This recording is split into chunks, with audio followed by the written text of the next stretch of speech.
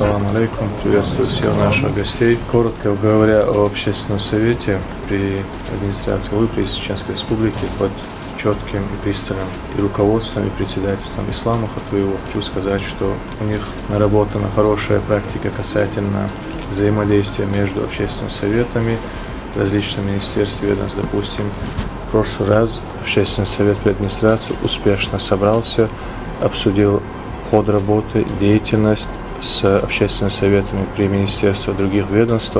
Таким образом, они обсуждают их какие-то наработки, обмениваются опытом, также дополнительно обмениваются разными знаниями, навыками и умениями, потому что, как мы все с вами знаем и теперь уже поняли, что не во всех администрациях муниципальных районов и городских округах действуют и функционируют общественные советы при ОМС. Но это обусловлено тем, что сама нормативная часть не носит под собой некой императивной составляющей, то есть это уже на усмотрение органов местного самоуправления.